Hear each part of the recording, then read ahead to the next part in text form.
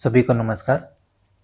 Geometry की इस class में आज अपने पढ़ेंगे कोणों के आधार पर त्रिभुजों का वर्गीकरण, और जिसमें अपनों ने कल बात की थी न्यून कोण जो त्रिभुज होता है उसकी जो प्रॉपर्टीज है उसमें क्या क्या होती है, और उसके आधार पर अपनों ने पढ़े थे कि केंद्र, परिकेंद्र, अंत केंद्र और लंब केंद्र किस प्रकार एग्जाम में क्वेश्चन बनते हैं वो भी अपनों ने किए थे।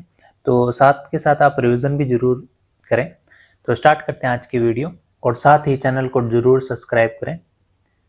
तो कल अपनों ने पढ़ा था कोणों के आधार पर त्रिभुज का वर्गीकरण, जिसमें न्यूनकोण त्रिभुज में क्या क्या अपने को प्रॉपर्टी ध्यान रखनी है कि तीनों कोण जो होते हैं वो होते हैं 90 डिग्री से कम, और एक प्रॉपर्टी ध्यान रखनी है जो हमेशा पूछी जाती है कि दो भुजाओं के वर्गों का जो योग है तीसरी भुजा के वर्ग से क्या होता है, ज्यादा। ठीक है। और एक ध्यान रखना है कि केंद्र, अंत केंद्र, लंब केंद्र, परिकेंद्र, और ये कहाँ होते हैं, त्रिभुज के अंदर। उसके बाद बात करें इसके आधार पर जो क्वेश्चन आता है कि किसी त्रिभुज की भुजाएं आपको दिए 4 सेंटीमीटर, 5 सेंटीमीटर, 6 सेंटीमीटर, तो निम्न में से कौन सा त्रिभुज होगा। तो इसमें आपको क्या करना है, सबसे पहले देख लेना है कि ये जो त्रिभुज बनेगा इनकी 3 भुजाएं, तो इनसे क्या करना है आपको, पहले जो अपने ने प्रॉपर्टी पढ़ी थी कि दो भुजाओं का योग तीसरी भुजा से हमेशा क्या होता है, ज्यादा। जैसे 4 और 5 9, तो 9 6 से क्या है, ज्यादा। 5 और 6 11, ये भी 4 से क्या है, ज्यादा। उसी तरह 6 और 4 10, यानी 5 से ज्यादा, यानी त्रिभुज तो बनेगा ही। ठीक है। उसके बाद अपने को क्या करना है कि जो 6 है इसका आप कह लिखो स्क्वायर, कितना आएगा, 6 का स्क्वायर 36। उसी तरह 4 और ये है 5, तो 4 का स्क्वायर कितना हो गया, यहाँ पे 4 का स्क्वायर 16 और 5 का स्क्वायर कितना हो गया, 25। यानी इन दोनों का योग करें तो आपके पास कितना आएगा, 41, और यहाँ पे कितना है, 36। तो 36 से क्या है, ये ज्यादा। और अपने ने अभी पढ़ा था कि जो बड़ी वाली भुजा है उसका स्क्वायर और बाकी दो भुजाओं का वर्गों का योग क्या होता है, हमेशा तीसरी भुजा से ज्यादा। और ये यहाँ पे आ रहा है, इसका मतलब ये जो त्रिभुज बनेगा ये कौन सा बनेगा, न्यून कोण। कौन सा, न्यून कोण त्रिभुज। तो अपने ऐसे फाइंड कर सकते कि आपको त्रिभुज निकालना हो तो उसके लिए आपके पास ये प्रॉपर्टी है। उसके बाद अपने पास राइट एंगल ट्रायंगल यानी समकोण त्रिभुज। इसमें अपने को ध्यान रखना है कि जो आपके पास एक कोण क्या मिलेगा, 90 डिग्री। एक कोण 90 डिग्री मिलेगा, तो बाकी के जो दो कोण हैं आपके पास ये होंगे न्यून कोण। कौन से होंगे, न्यून कोण। ठीक है। तो इसमें एक चीज ध्यान रखना है कि जो एक कोण होगा वो तो होगा 90 डिग्री, और बाकी के जो दो कोण होंगे वो क्या होंगे, आपके न्यून कोण। ठीक है। उसी तरह एक प्रॉपर्टी अपने को ध्यान रखनी है कि इसमें जो सबसे बड़ी भुजा है यानी कर्ण, इसका स्क्वायर और अन्य दो भुजाओं के वर्गों के योग क्या होता है, बराबर है। तो इसमें ये भी अपने को ध्यान रखना है कि जो आपके पास बड़ी भुजा का, तो इसको मान लेते हैं जैसे ए है, ये बी है और ये सी है। ठीक है। तो यानी A square plus B square equal क्या होगा, सी स्क्वायर, जो पाइथागोरस अपने प्रमेय लगाते हैं तो वो समकोण त्रिभुज से ही निकल के आता है। तो अपने को ये भी ध्यान रखना है कि दो भुजाओं के वर्गों का योग तीसरी भुजा के क्या होता है, बराबर। ये भी अपने को ध्यान रखना है, क्योंकि न्यून कोण में क्या होता है, दो भुजाओं के वर्गों का योग तीसरी भुजा से क्या होता है, ज्यादा। उसके बाद और क्या प्रॉपर्टी बनती है इसमें, जो आपके पास कर्ण है, अपन पढ़ के आए हैं कि इसका जो परिकेंद्र है वो कहाँ बनता है, सेंटर में। और सेंटर में कहाँ पे, कर्ण जो भुजा उसके एकदम बीच में। ठीक है। तो ये है जो, ये क्या बनेगा आपका परिकेंद्र। तो अपने लिख लेते हैं कि जो आपके पास ये है इसको क्या बोलेंगे, परिकेंद्र। उसी तरह आपके पास समकोण त्रिभुज में समकोण वाला जो शीर्ष है यानी ये 90 डिग्री बन रहा है, ये क्या कहलाएगा, लंब केंद्र। तो ये भी अपने पढ़ के आए हैं, लंब केंद्र। अब बाकी रह गए दो, एक तो केंद्रक और एक अंत केंद्र। तो ध्यान रखना ये बनेंगे त्रिभुज के अंदर। तो ये जो कहाँ बनेंगे, त्रिभुज के अंदर। तो एक तो बनेगा आपके पास केंद्रक और एक बनेगा आपके पास अंत केंद्र। बस यही ध्यान रखना आपको। ठीक है। तो ये तो हो गया परिकेंद्र, जो कर्ण वाली भुजा एकदम सेंटर में बनेगा वो क्या है, परिकेंद्र। और जो आपका शीर्ष है 90 डिग्री जहां से है तो वो क्या है, लंब केंद्र। और जो केंद्रक है अंत केंद्र, ये क्या बनेगा, समकोण त्रिभुज में अंदर। और जो न्यून कोण में बात की थी उसमें चारों जो आपके पास केंद्र है वो कहाँ बनेंगे, त्रिभुज के अंदर। ठीक है। ये इसमें ध्यान रखना था आपको। उसके बाद बात करें अपने कि इसके आधार पर आपको क्वेश्चन दे दिया जाए तो वो किस प्रकार बनेगा। जैसे मान लो यहाँ पे लिखा हुआ है किसी त्रिभुज की भुजाएं 18 सेंटीमीटर, 24 सेंटीमीटर और 30 सेंटीमीटर दे रखी है, तो निम्न में से कौन सा त्रिभुज होगा? तो वही प्रॉपर्टी कि सबसे बड़ी भुजा कौन सी है? 30। ठीक है, तो 30 का आप क्या करो, स्क्वायर करो। 30 का स्क्वायर कितना हो गया? 900। फिर यहाँ पे लिखा हुआ 18 और यहाँ पे लिखा हुआ 24। तो 18 का स्क्वायर कितना होता? तो 18 का स्क्वायर होता है 324 और 24 का स्क्वायर कितना होता है? तो 24 का होता है 576। ठीक है, तो इन दोनों को अपने जोड़ते हैं तो ये आ जाएगा आपके पास 0 0 5 3 8 9, यानी 900 बराबर है किसके? 900 के। तो अपने को पता है कि दो भुजाओं के वर्गों का योग तीसरी भुजा के वर्ग के अगर बराबर आ रहा है तो वो कौन सा त्रिभुज होगा? वो त्रिभुज होगा आपका समकोण त्रिभुज। ठीक है, उसके बाद बात करें कुछ और प्रॉपर्टीज की। जैसे मान लो आपके पास यहाँ त्रिभुज दिया हुआ है और जो आपके पास कोण बी है, यानी ये ए है मान लेते हैं, ये बी है और ये सी है। ठीक है, और यहाँ पे आपको कोण दे रखा है कितने? 90 डिग्री का। अब 90 डिग्री का है और यहाँ से अपने शीर्ष से अगर सामने वाली भुजा पे लंब खींचे तो यहाँ पे आ जाएगा आपके पास बी डी, यानी ए बी सी, और ये आ जाएगा डी। तो यहाँ पे लिख लेते हैं कि जो जो कोण बी है वो क्या है? 90 डिग्री, और यहाँ पे बी डी क्या है? तो ध्यान रखना ये है माध्यिका। क्या है? माध्यिका। और माध्यिका क्या करता है कि सामने वाली भुजा को दो बराबर भागों में बांट देता है। तो यहाँ से अगर अपने बी डी निकालें तो निकाल सकते हैं यहाँ से। तो बी डी एक चीज ध्यान रखना आपके पास, तो इसका जो फॉर्मूला बनेगा बी डी इक्वल जो ए सी है उसका क्या होगा? हाफ। क्या होगा? ए सी का हाफ। बस इसमें ये ध्यान रखना था समकोण त्रिभुज में जो प्रॉपर्टी है। ठीक है, तो ध्यान रखना अगर आपके पास बी डी माध्यिका दे दी जाए और आपसे पूछ ले कि बी डी का मान बताओ तो क्या करोगे आप? जो ए सी भुजा है यानी कर्ण भुजा है उसका हाफ कर दो तो आपके पास क्या आ जाएगा? B D. ठीक है, इसी तरह मान लो अगर बी डी की जगह शीर्ष लंब दे दे तो आपके पास क्या रहेगा? तो यहाँ पे फिर से वही कि आपके पास ए बी और सी है और यहाँ पे मान लेते हैं बी जो कोण है वो क्या है आपके पास? 90 डिग्री। ठीक है, और यहाँ पे जो बी डी है यानी शीर्ष लंब, यानी शीर्ष का क्या करते हैं अपने? हाफ, यानी समद्विभाजक। तो ये आ जाएगा आपके पास शीर्ष लंब। शीर्ष लंब में क्या होता है कि यहाँ पे बनता है 90 डिग्री का कोण। ठीक है, तो ये आ जाएगा आपके पास शीर्ष लंब। तो इसको नाम दे देते हैं अपने बी डी। तो लिख लेते हैं यहाँ पे कि कोण बी जो है वो 90 डिग्री है और जो बी डी है वो क्या है? यहाँ पे शीर्ष लंब। शीर्ष लंब। और यहाँ पे अगर आपसे पूछ ले कि बी डी का मान बताओ तो क्या करना आपको? बी डी लिखना है और उसके बाद ए बी। ए बी कहाँ पे? ये रहा। और ए सी, ए बी और बी सी। तो आपको क्या करना है? A B into B C और बटे क्या करोगे? रहेगा ए सी। ठीक है, तो A B into B C और बटे में क्या आएगा आपके पास? ए सी। उसके बाद बात करें अपने इस पे आधारित बनने वाले क्वेश्चन की। तो यहाँ पे लिखा हुआ है किसी त्रिभुज की भुजाएं 6 सेंटीमीटर दी हुई है, 8 सेंटीमीटर और 10 सेंटीमीटर है। तो इसकी सबसे बड़ी भुजा पर खींची गई माध्यिका की लंबाई क्या होगी? तो माध्यिका के लिए अपनों अभी पढ़ के आए कि आपके पास फॉर्मूला क्या है, तो अपने बना लेते हैं। जैसे मान लो ये समकोण त्रिभुज है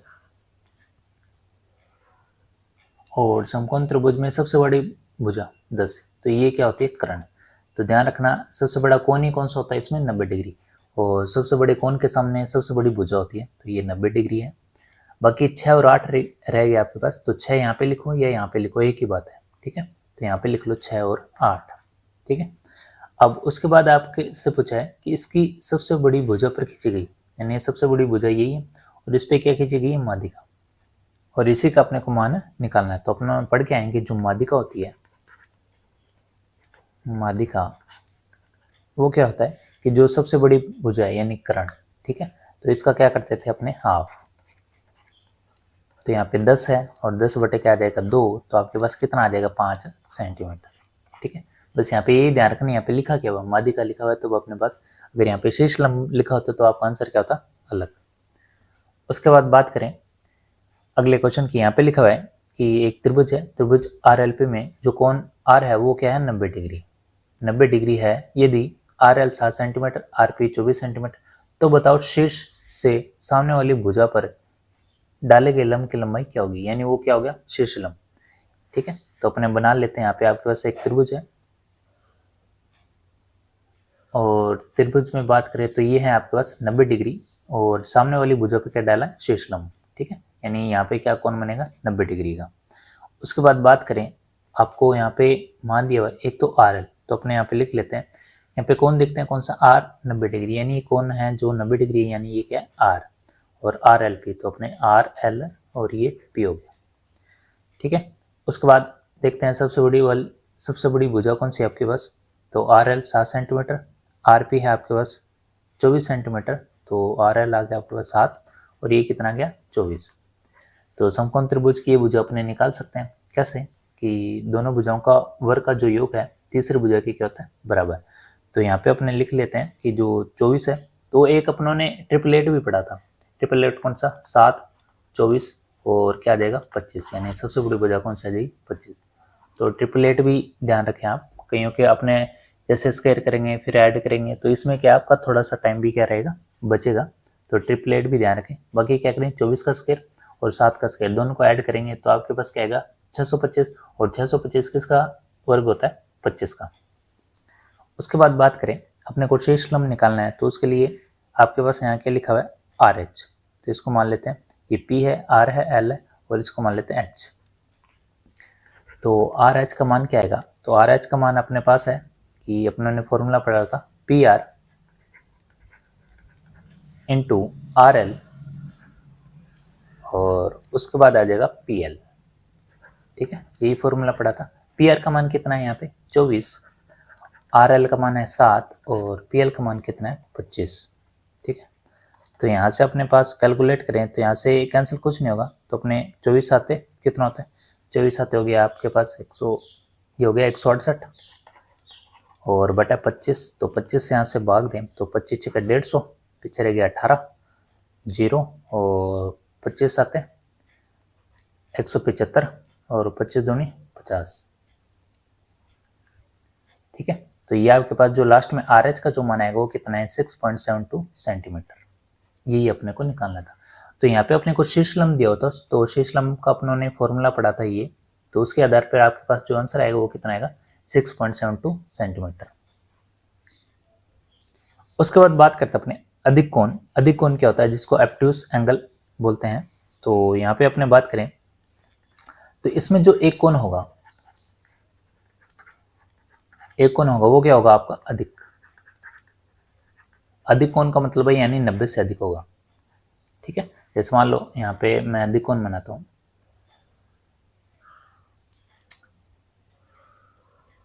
ये है आपके पास अधिक कोण, तो इसको मान लेते हैं ए, ये बी है और ये सी है। ठीक है, तो इसको मान लेते हैं ए। कई बार क्या होता है कि सामने वाली जो भुजा है जैसे ए है तो सामने वाली भुजा को वही अपने स्मॉल से लिखते हैं, ए है तो सामने ए हो गया, बी है तो सामने क्या लिखोगे स्मॉल बी, सी है तो सामने क्या लिखोगे स्मॉल सी। ठीक है, ऐसे भी होता है।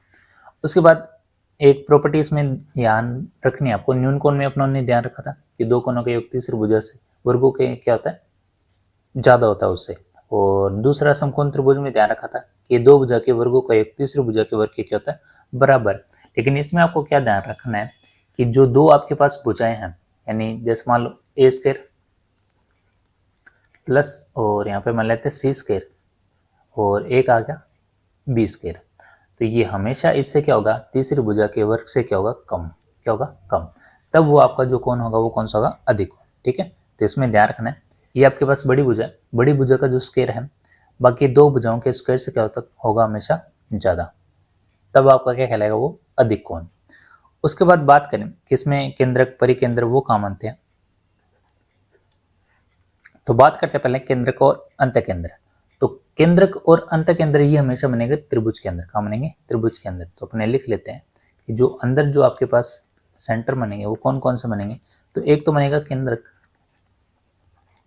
और एक बनेगा आपके पास अंतकेंद्र। अंतकेंद्र ये कहाँ बनेंगे त्रिभुज के अंदर। उसके बाद बात करें लंब केंद्र और परिकेंद्र, तो ध्यान रखना ये बनेंगे बाहर।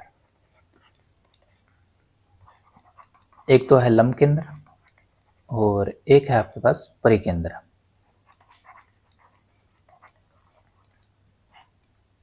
तो इसमें ये ध्यान रखना अपने को कि जो आपके पास अंदर बनेंगे केंद्रक और अंतकेंद्र और बाहर जो बनेंगे वो बनेंगे लंब केंद्र और परिकेंद्र। इसी तरह अपनों ने न्यून कोण में बात की, उसमें तो क्या था चारों काम बनेंगे त्रिभुज के अंदर, और समकोण त्रिभुज में क्या होता है कि जो आपके पास 90 वाला है वो तो है आपके पास लंब केंद्र और जो आपके पास कर्ण के साइड है वो है परिकेंद्र और बाकी रह गया केंद्रक और अंत केंद्र, वो काम बनेंगे त्रिभुज के अंदर। उसके बाद बात करते अपने आधारभूत अनुपातिक प्रमेय, जिसको थेल्स प्रमेय भी बोलते हैं। तो इसके आधार पर अपने को क्या ध्यान रखना है, जैसे मान लो आपके पास त्रिभुज है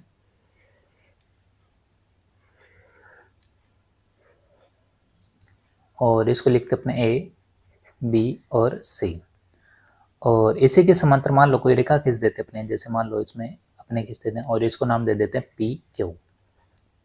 ठीक है, तो ये क्या करता है, अन्य जो भुजाएं होती हैं उनको क्या करता है, ये समान अनुपात में बांट देता है। ठीक है, अगर मान लो बीसी के समांतर आपने कोई रेखा खींची तो ये क्या करता है, बाकी जो भुजाएं बची हैं उनको क्या करता है, समान भागों में बांट देता है। कैसे, जैसे यहाँ पे अपनों ने मान लेते हैं कि जो पी क्यू है वो समांतर है किसके, बीसी के। ठीक है, तो यहाँ पे अपने बात करें जो एपी है और बटे में आ जाएगा आपके पास पीबी, और ये बराबर होगा ए क्यू बटा है, और ये आ जाएगा आपके पास क्यू सी। ठीक है, तो ये आ जाएगा आपके पास अनुपातिक प्रमेय, जिसमें अपने को ध्यान रखना है कि जो बीसी है वो समांतर होगा किसके, पी क्यू के। इसी तरह मैं आगे लिख सकता हूँ कि जो आपके पास एपी है, एपी, और बटे में क्या लिख सकता हूँ मैं, ए बी, यानी ये एपी है और बटे में क्या आ जाएगा, ए बी। तो ये किसके बराबर होगा, ये बराबर होगा ए क्यू, और उसमें पूरी भुजा थी ए बी, तो ये क्या आ जाएगा, ए सी, यानी बटा क्या होगा, ए सी। तो इसको ऐसे भी लिख सकते हैं। उसी तरह इसको ऐसे भी लिख सकते हैं पी बी, पी बी, और बटे में क्या आ जाएगा, ए बी। ठीक है, और उसी तरह यहाँ पे क्या आ जाएगा, क्यू सी, और बटे में क्या आ जाएगा आपके पास, ए सी। ठीक है, और ये कंडीशन कब होगी, जब आपके पास बी सी समांतर होगा किसके, पी क्यू के। तो यहाँ पे अपनों ने एक कंडीशन भी पढ़ी थी कि इनके जो समूह कोण है, इनके जो कोणों का योग होता है वो कितना होता है, 180। ठीक है, स्टार्टिंग में जब ज्योमेट्री पढ़ी थी अपनों ने पहली क्लास, उसमें अपनों ने पढ़ा था कि दो भुजाएं अगर बराबर हैं तो ये कोण और ये कोण, इन दोनों कोणों का योग कितना होता है, 180 डिग्री। उसके बाद बात करें, यदि आपके पास पी और क्यू, और ये ए बी का मध्य बिंदु है पी, और क्यू जो है वो ए सी का मध्य बिंदु, यानी जो पी है ये है ए बी का मध्य बिंदु,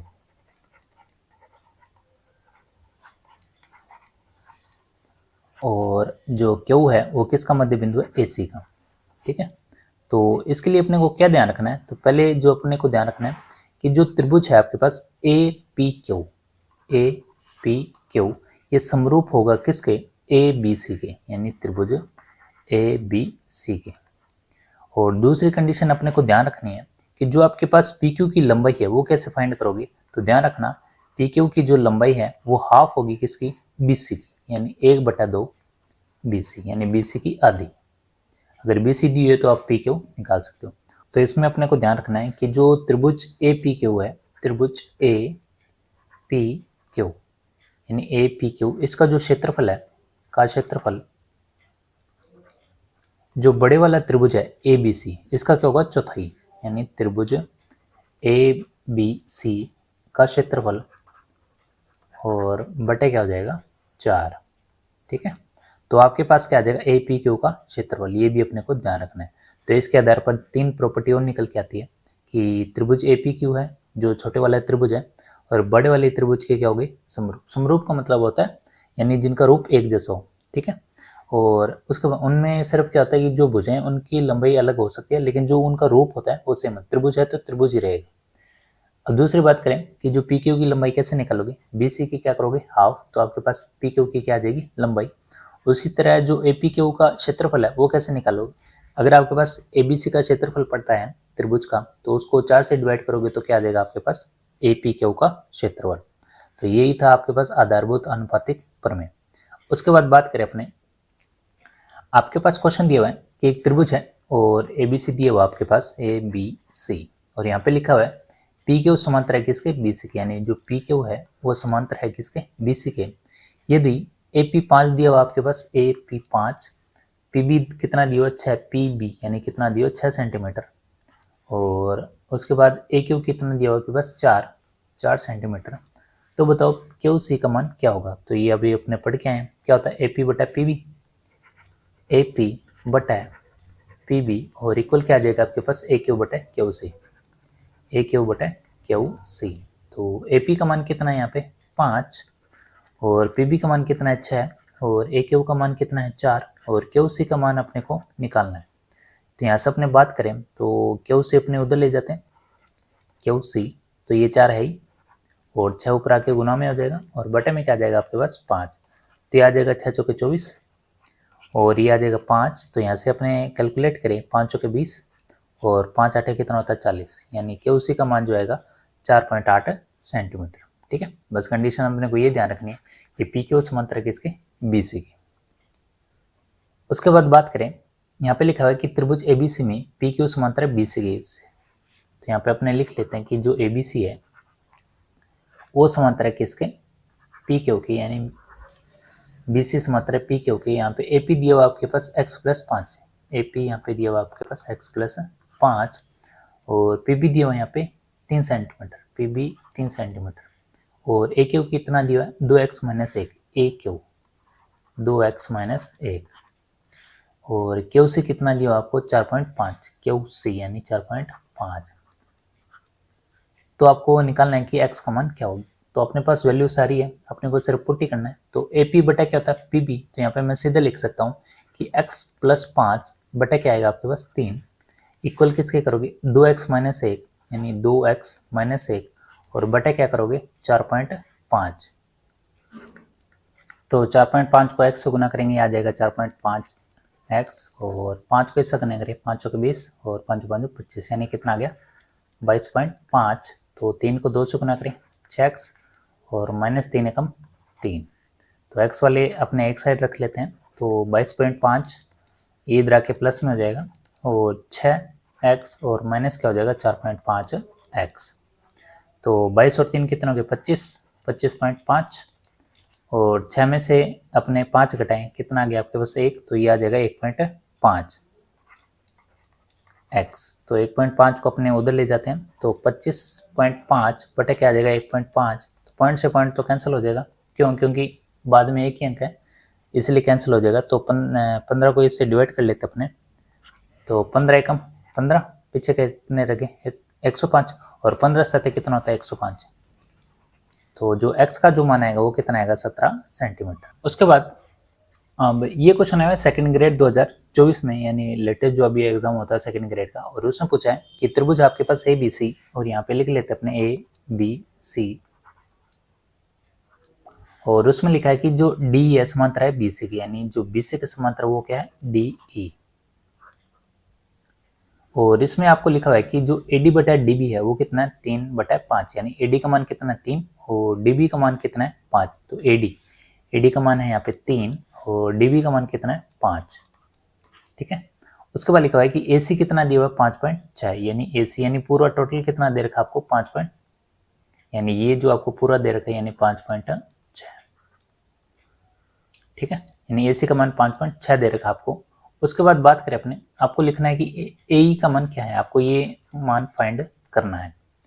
तो यहाँ पे अपने लिख लेते हैं कि इसके लिए अपने पास प्रॉपर्टी है कि जब आपके पास D समांतर दे रखो BC के, तो यहाँ पे अपने बात करें एक तो होता है AD यानी AD बटा DB, ठीक है, और एक होता है आपके पास AE बटा EC, AE बटा EC। अब आपको ध्यान तो ये रखना है, लेकिन एक चीज ध्यान रखना है कि आपको मान किस किस के दिए हैं। तो देखो एक बड़ी भुजा का मान दिया रखा है AC, ठीक है, तो अपने यहाँ से एक और प्रॉपर्टी लगाते हैं, वो कौन सी, जैसे मान लो प्रॉपर्टी कौन सी लगेगी, तो यहाँ पे AD, तो पूरी अगर भुजा लेनी है तो वो कैसे ध्यान रखेंगे AD बटा AB, ठीक है। उसी तरह यहाँ पे क्या ध्यान रखेंगे अपने AE, और पूरी भुजा कौन सी आएगी आपके पास AC, तो आपके पास ये फाइंड करना है। ठीक है, तो यहाँ पे अपने को चेक कर लेना, बड़ी भुजा दी गई है तो अपने को सिर्फ वही प्रॉपर्टी लगानी है। तो यहाँ पे AD का मान कितना दिया हुआ है यहाँ पे 3, तो अपने बात करें AD का मान 3 है, AB का मान कितना दिया हुआ है, तो AB यहाँ से चेक कर लेते हैं, देखो ये 3 है ये 5 है, टोटल कितना हो गया 8। और उसके बाद AE अपने को फाइंड करना है, और बटा है, और ये है AC का मान कितना दिया हुआ 5.6, तो ये आ जाएगा 5.6, तो AE का मान निकाल सकते अपने 3 × 5.6 उधर चला जाएगा, और बटे में आपके पास 8 है, तो ये आ जाएगा AE। ठीक है, तो यहाँ से अपने कैलकुलेट करें तो ये कितना आ जाएगा आपके पास, पॉइंट हटाएं तो बटे में कितना आएगा 10, और ये आ जाएगा 8 7 56, और 7 के 21, और 21 बटा 10 यानी कितना आ गया AE का मान ए का जो मान आएगा 2.1 सेंटीमीटर। यही अपने को फाइंड करना था, ठीक है। तो यहाँ पे जो प्रॉपर्टी लगाओगे उसमें चेक कर लेना कि आपके पास बड़ी भुजा दे रखी है तो बड़ी भुजा वाली प्रॉपर्टी लगाओगे। अगर आपके पास अलग अलग भुजा दे रखी है दोनों में तो आपके पास क्या करना है, ये प्रॉपर्टी लगानी है आपको।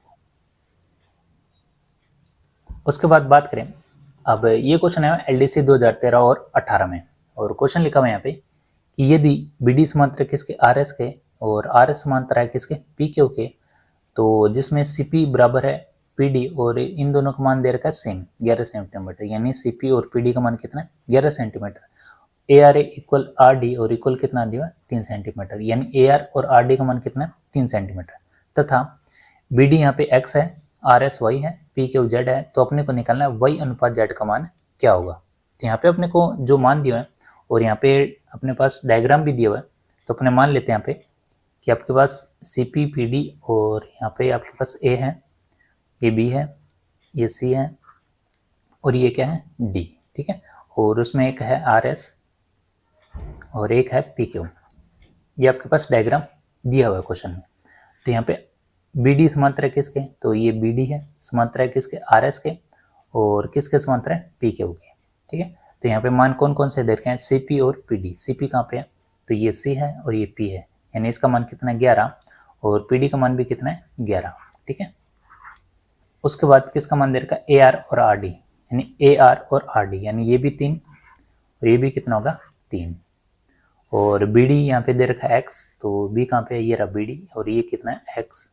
और पी क्यू कितना दे रखा आपको, पी क्यू है आपके पास वाई और पी क्यू आपके पास जेड दे रखा है और आर एस दे रखा आपको वाई।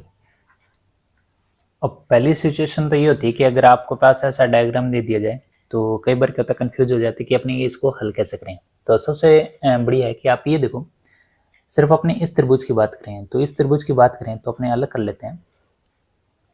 आप सेपरेट करके इसको देख सकते हो क्या इसमें कोई प्रॉपर्टी लग रही है या नहीं।